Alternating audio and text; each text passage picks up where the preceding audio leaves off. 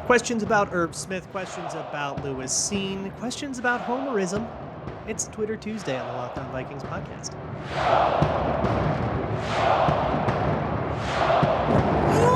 Ooh-wee! You are Locked On Vikings, your daily Minnesota Vikings podcast, part of the Locked On Podcast Network, your team every day. What's going on, everybody? Welcome to another episode of the Locked On Vikings podcast, part of the Locked On Podcast Network, your team every day. As always, I'm your host, your pal, and the kid you copied off in math class. My name is Luke Braun. You can find me on Twitter at Luke Braun NFL. Show is on Twitter at Locked On Vikings. Thank you so much for making Locked On Vikings your first listen of the day. Today's episode is brought to you by Prize Picks. Prize Picks is daily fantasy made easy. Just pick 2 to 5 players. If they are going to get more or less than their Prize Picks projection, you can win up to 10 times your money on your entry. First-time users get 100% instant deposit match up to $100 with promo code LOCKEDON. That's prizepicks.com, promo code LOCKEDON. It's Twitter Tuesday. That means I'm answering your questions. Send me questions anytime at Locked On Vikings or at Luke Braun NFL on Twitter. You can send me emails at lockedonvikingspodcast@gmail.com. You can even fill out the Google form in the show notes or leave a YouTube comment if you would like.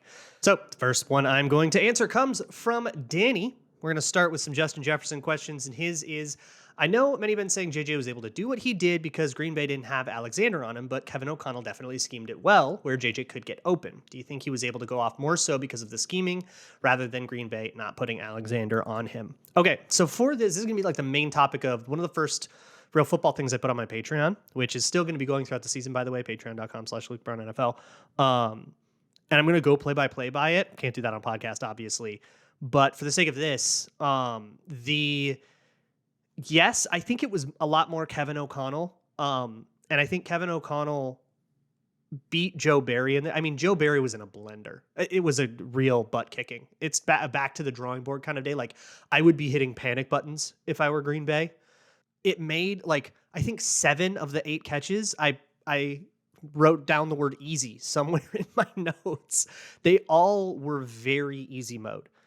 Just run against the leverage, just make the catch, do the routine things. And, Justin Jefferson will do the routine things right 10,000 times out of 10,000. So it's going to be free money. And same thing with Kirk Cousins.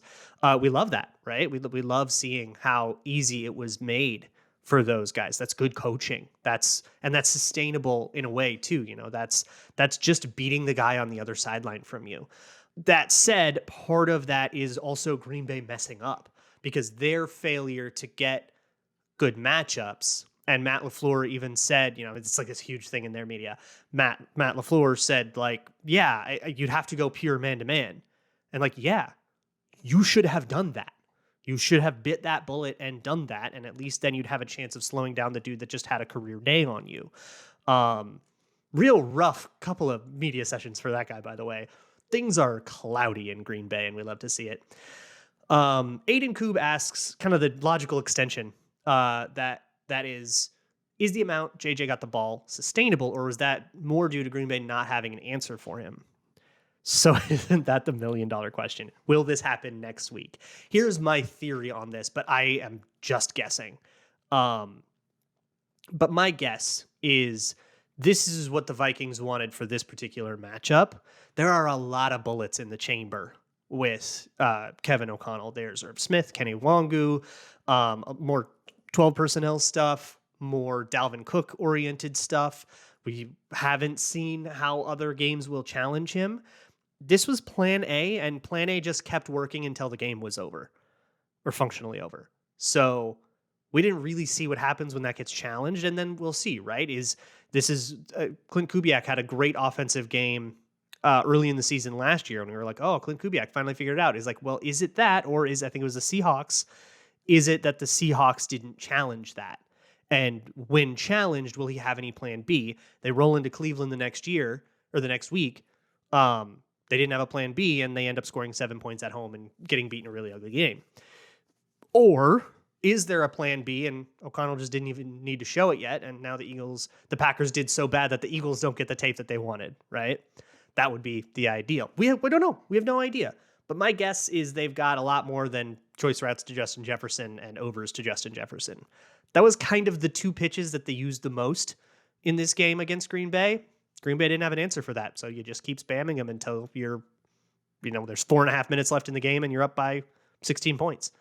Lucky asks, somewhere I remember hearing Kevin O'Connell talk about how it is important for QBs to find a rhythm. Have you seen any examples of how Kevin O'Connell has done this for Cousins to get him on track? Okay, love this question. Yes. First play of the game, keeper slide. Keeper is the McVay word for rollout. So when you hear me say keeper, I mean the bootleg, the thing we've been seeing Kirk Cousins do the whole time he's been here. But keeper slide is sort of the rhythm play version of that, where there's going to be deep stuff going on, but really the point of the play is a timing based completion to usually a tight end or a fullback or somebody that isn't like a receiver on the line of scrimmage, and usually they can run forward, hopefully get 5-6 yards. It's a first down play. It's sort of an extension of the run game kind of play, but it's very rhythmic. It's a good kind of get yourself into the flow of the game, get into a huddle, get to the line, run a snap, everything on time, get back into a huddle, sort of a warm-up play. It's just never going to be the kind of play that gets you an explosive gain, so you can't make an offense out of it, but it's got its place in the playbook. Skull Actuary says, why wasn't Kevin more aggressive? Seems like the decision-making was pretty in line with what Zimmer did the last few years. And then there's a whole big, long thing in this. Somebody said, wait, he was super aggressive, and this big argument, was he even aggressive? So let me just get on the aggressiveness thing right now. So Kevin O'Connell was definitely more aggressive than Zimmer. There was a fourth down we usually wouldn't expect from Zimmer, a fourth down go for it, that 4th and 1 that ended up in a touchdown. I will say Zimmer went for more of those than I think he got credit for. But there was that, and then there was a 4th and 2 near the end of the game that he didn't go for, that he could have. There were a lot more shot plays. This is going to be something I'll probably talk about tomorrow. There were a lot more shot plays called than what Cousins threw. So the offense could have looked a little more aggressive if you just got different looks. There's just the way the Packers played defense took that away sometimes, and that's going to be what happens. The ebb and flow of a game is that the other guys get paid too, and sometimes they're going to take away your deep shot and you have to go underneath, and that's not like a conscious decision. You're taking what the defense gives you instead of throwing right into their teeth for interceptions.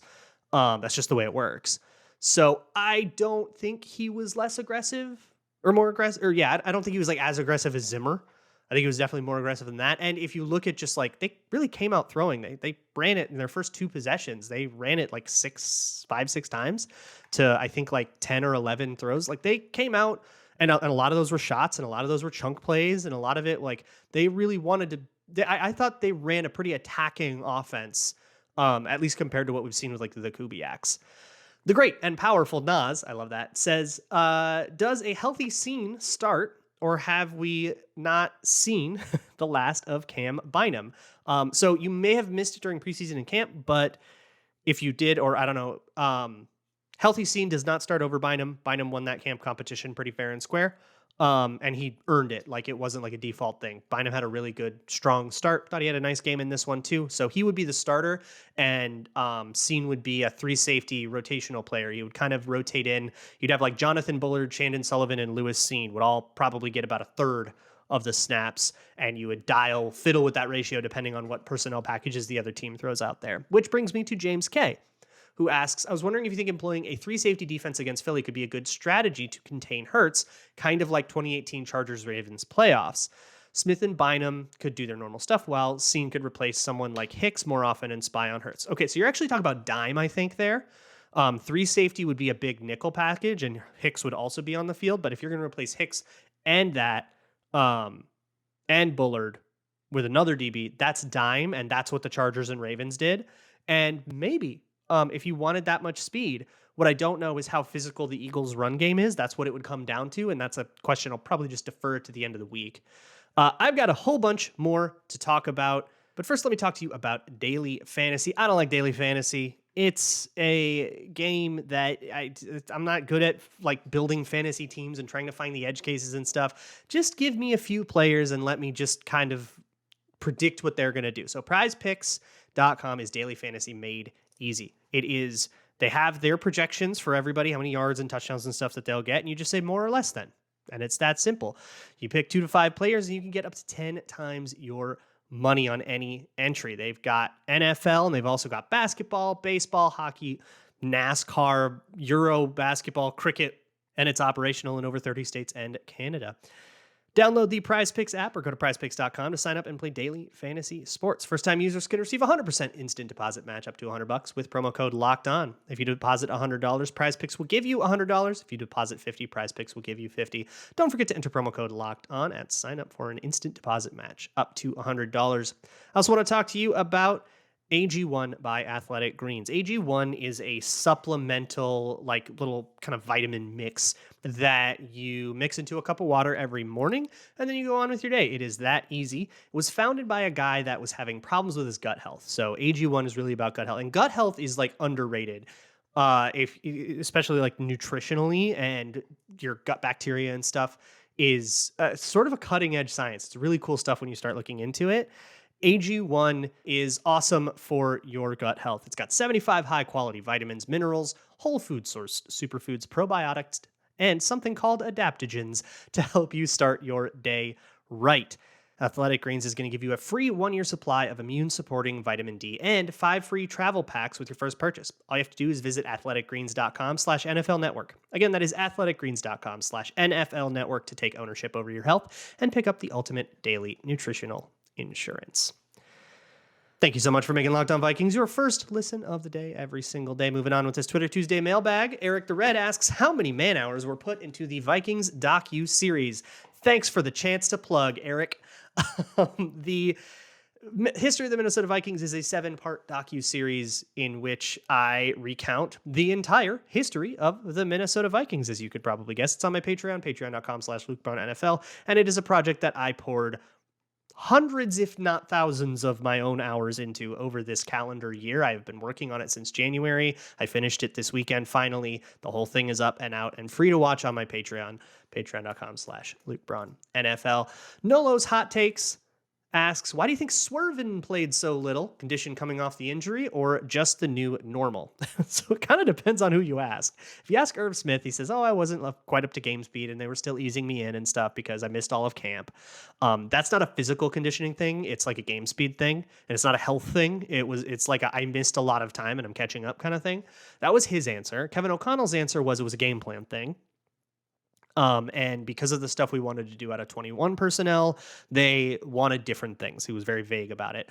Translating that, I think that is when they were in 21 personnel, they wanted a little more size and physicality. And so that was Johnny Munt and Ben Ellefson.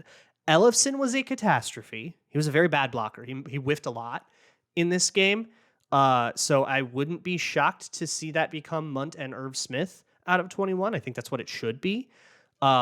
But it's also, first game back, and I would imagine Irv Smith's got a little bit of a point too.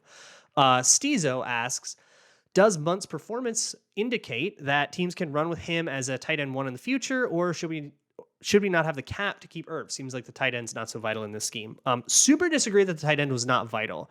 And I thought Johnny Munt in particular did have a really nice day, but it wasn't perfectly consistent.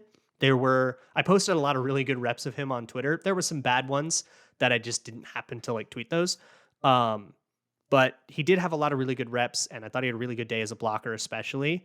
The tight end in particular, the tight end in run blocking is like a staple thing because of duo, which is their staple, one of their 2 staple runs, duo and zone.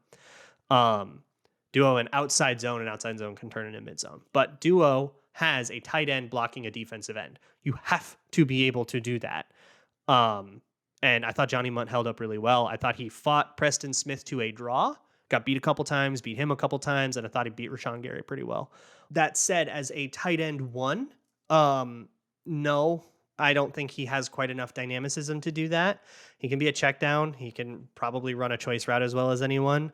But I don't really want, he's not a weapon, but he can block. So I think he's a blocking tight end, and that's okay. Blocking tight end and a check down tight end. There's a place for that on a roster, but not as tight end 1. Third Eye Nomai asks, apparently Dalvin Tomlinson is the league's premier pass rusher now. Just an outlier? Is there reason to be optimistic he has improved? Man, always has been. All right. He was really good last year, and I don't know why people thought he was a disappointment. Maybe it was a PFF grade thing. I don't know, but he was dope last year, and he had a very good game this time. Very penetrative, beat the guards a lot. I think the Packers being kind of down to their depth on offensive line and also not having a great interior. Their interior is, I think, worse than Packers fans thought, and the Packers themselves thought. So that might have been a matchup thing too. But I don't know. Credit to Dalvin Tomlinson. He had a great game. Certainly wasn't his first one. Rasta Pasta asks, we saw a lot of good defense yesterday. Where does our defense need to improve? Where is our weakness? So this is another one I'm going to go into super depth on either tomorrow on the show or on Patreon if I have to. Jordan Hicks. So this is the weird thing, and this is going to be a hot take. I kind of said it on the Minnesota Football Party. Jordan Hicks had a problem with range, which sucks because he didn't have that at Arizona, but the Packers really stretched him. Like, he just wasn't quite fast enough, and I think that, like, the point was to get him in positions where he was going to be a step late. That was their entire game plan. They scored 7 points. So you got to do better than that if you're going to beat the Vikings. You can't have only that. But the Packers did have that, and it was something, and that will make some plays. But it was a lot of, play action, then get a guy out into the flat.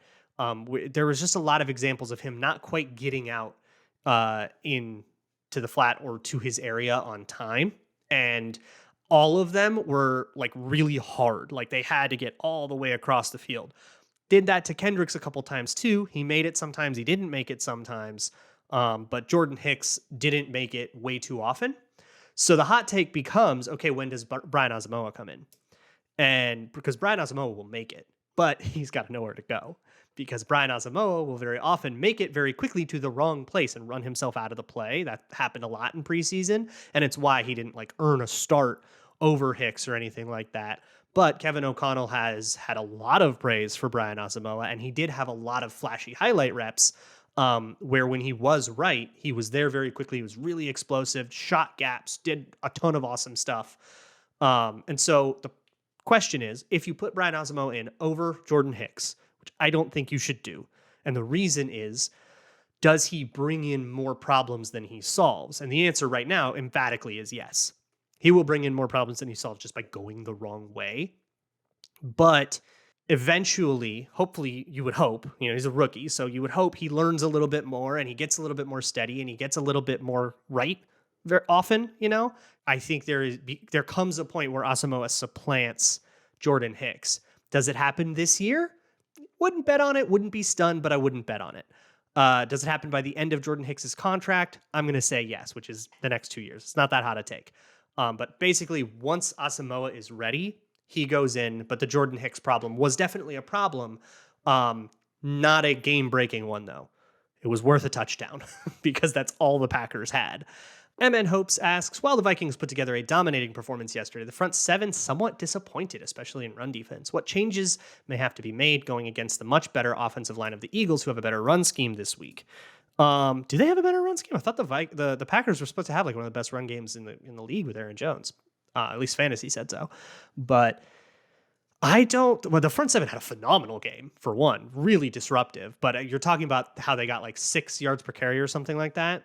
Some of that is like a schematic concession where they just took a lot of safeties out of the box. They played really soft, especially down the stretch, and a lot of that run production happened after you're kind of okay giving up 7 yards a pop because you're up 23-7 and it's the fourth quarter. So I would look at what some of those where some of those happened. That said, I thought they got the Vikings with pin and pull a little bit. That was not as great to see. There was some washing out that happened. There was a little bit of getting out physical, but then there were times where they lived in the backfield. I don't know. I don't share concern about that at all. I think there are situational factors that make it really hard to extrapolate stuff from the game. So my answer to a lot of these things are going to be, well, we kind of have to wait and see. But for whatever it's worth, I thought the front seven had a very, very fantastic game. And if they want to run for 5 yards a pop on us, but they can't throw at all, I'll take that deal every day. I got a few more questions to get to here, so let me get into that. But first, let me talk to you about a good old Gramble. A lot of people didn't like my Grambling takes. That's what Grambling is for. If you don't like my Grambling takes, listen to them and then go bet the opposite at betonline.net. I certainly won't be offended, especially if it helps you win money. BetOnline is your one-stop shop for all things Grambling. It is a great place to bet on NFL games or basketball or baseball or hockey or anything else. You can find it all at BetOnline. You can build weird player props, bet live in the middle of games. It's all very awesome. Head on over to betonline.net where the game starts. Moving on with this Twitter Tuesday episode of the Locked On Vikings podcast. Jordan Barrett asks, Vikings had 3 good quarters on offense. What did you see in the third quarter that our offense needs to improve on to remain consistent? That's 2 possessions on offense. I wouldn't overreact to 2 possessions in a row, one of which started in field goal range and they got a field goal, and one of which got a couple first downs and then punted. That's fine. It's more that they wanted those drives to last a long time, and the Packers didn't do a good enough job of being fast. Their drives were long and plotting as well, and so each team only got 4 possessions in the second half. That's not a lot, and it's not a lot of scoring opportunities. But the first possession that they got in the third quarter ended in that because of that OPI. It was 3rd and 4, back shoulder fade, beautiful ball from Cousins. Jefferson gets called for OPI, kind of disagreed with it. I think it was a really soft call. And if they didn't call it, they would have been set up on the goal line. And then the second time, they got a little discombobulated with the 2nd and 16. They had a delay of game penalty on 2nd and 11 that turned into a 2nd and 16, and they couldn't quite dig out of it. And then they punted on 4th and 2. That's the whole third quarter. Like, it's a really small sample, so I wouldn't overreact too much to it. Mike Eruption asks, what are some keys to the Vikings beating the Eagles? I just watched the Eagles-Lions highlights. It seems that if the Vikings can contain Hurts, then they'd be in a good position to win. Easier said than done. Yeah, easier said than done. And part of containing a mobile quarterback, it's more about just playing contain against him. It's about keeping his rush lane. It's about being really disciplined in your rush lanes and collapsing the pocket in on him in such a way that you're still pressuring him, but without giving him an escape valve. And the Vikings actually played a lot of this against Rodgers. Dalvin Tomlinson did a really good job of choking off escape valves when that was like his job. And pass rushes are going to be designed like this, depending on, which gaps you have everybody attack. But Dalvin Tomlinson often was tasked with just choking off the escape valve. Just make it so Rodgers can't run this way. And Rodgers didn't run the way that he used to, so they might not have needed to play it like this. But that was a big reason why he didn't have the escapability that he usually had, was because I thought the Vikings were disciplined in that. So that's part of it. Mike Eruption asked the second part that says, can we get a little more Vikings homer takes from you? It's okay to give a homer take every now and again. You could always preface it as such. Another one comes from Purple Jerome, who asks, what's worse, being a homer or a realist who's wrong? Okay. So let me give you my homer thing. Again, for people who might be new to this show or maybe haven't been listening for that long, if you want to listen to a show that's rah-rah Viking excitement, purple-blooded, that's great. There's a lot of shows out there like that. You can get that on like KFan or a lot of places. You're not going to find that here. And similarly, if you just want somebody to tell you how this is all going to go wrong so that you can prepare yourself emotionally for the letdown, that's also not what you're going to find here. You may or may not agree with you might have not agreed with me when I said, I thought the Packers would win this game. I did. I was wrong. And that's okay. But that's always going to be honest. I'm never going to be trying to balance positivity and negativity. I'm going to tell you what I think. And if the Vikings are good, if I think they're good, you're going to get more positivity than negativity. And if I don't think they're good, you're going to get more negativity than positivity. But it's always going to be honest. That's the promise I can make to you. I'm always going to mean what I say. If you disagree, I have no problem with that. That's fine. You can disagree. And I try to make the show something that you can listen to, disagree with, and still enjoy, and say, I don't think I agree with that, but we can move forward. That's always fine. If you disagree with stuff that I've said in this show, but you made it to this point, that's great. Thank you. Yes. But I'm not going to say something just because it's homerish, and I'm not going to say something just because I feel like I've been too homerish. And I shouldn't be expected to. You should want me to tell you what I actually think, right? Not what you want to hear. I don't know. Moving on. Jay Severs asks, what is the position that typically needs the least development coming out of college? That's a great question. Running back, probably. Running backs, a lot of running schemes in college are pretty similar and samey. Like the cake's pretty baked in the run game. There's like a few families of thing, but it doesn't change any more than anything else changes in the NFL. Wide receiver, maybe a little bit too, because a lot of routes are find your way to this specific place at this specific time, or these couple places at these couple times. But how you get there is kind of up to you. So you can add window dressing and stuff, watch Justin Jefferson. All of those moves, 9 out of 10 of them are his plan, not the coach's plan. And so you can take whatever you did in college and sort of graft it right onto what you're running here, and it can still kind of have that. Big Herman asks, it was clear early on the key to the scripted plays was getting Johnny Munt involved. True. But after that first surge, they really went away from what worked. Do you expect more consistent use of the Vikings tone setter throughout the game and just not in quarter one? Well, if he's the tone setter, all he has to do is set the tone and then you can put him down, right? So no, he's just a quarter one, set the tone, get physical, and then go have, Darisaw clean it up and beat everybody else up. I think that's the move. Rorschach Cousins asks, why does all sunlight in US Bank mimic golden hour sunlight? So I looked a little bit at some screenshots. I don't think this is quite true. For one, whenever there's shade, it gets a lot bluer. But earlier in the season, it is just golden hour a lot when they're playing. Like it's just golden hour, by the way, is a term for when it's sunset and the lighting all gets really warm. Film students sure love it. Everything looks a little prettier, so everything looks a little warmer. But also some of this might be the camera as well. If you look at all 22, like go look at my Twitter page, I've got a bunch of all 22. You get the end zone angle and the all 22 angle. And the end zone angle is just a lot warmer, and it's been that way for a while at US Bank. They just haven't changed it because why bother? You don't need to see it. So it might just be a camera thing too. Legend of Korra asks, I saw on TikTok, if you pull a bunny's tail out, it grows. Is it true for all bunnies or just certain ones? Okay, bunnies do have longer tails than you think. They got that little cotton tail, but that's not it. It's like more of a beaver tail looking thing, and it's just sort of curled up. But if you have a pet rabbit and you try to touch it, forbidden. If you watched on YouTube, I had a video of the rabbits during one of the reads, and I tried it, and ZD did not like it. It is forbidden. They don't like it. Unless you have a really chill rabbit and they let you, but still be very careful. That can hurt them, too much pressure on their, it like can hurt their spine. So be very, very careful if you're going to try it, but also they'll probably hate you. Finally, Bryce Davis asks, do you like that? I suppose I have no choice. Tomorrow on the show, I'm going to deep dive some of the things that I talked about here, circle back to some of those questions, whether the shot plays, how Jefferson got so open, and the Jordan Hicks thing. I want to talk about all those. So that's going to be the move tomorrow. Until then, check out the Peacock and Williamson show. It's an NFL show on the Locked On Podcast Network. And check out the history documentary on patreon.com/LukeBrownNFL. I'll see y'all tomorrow. And as always, Skull.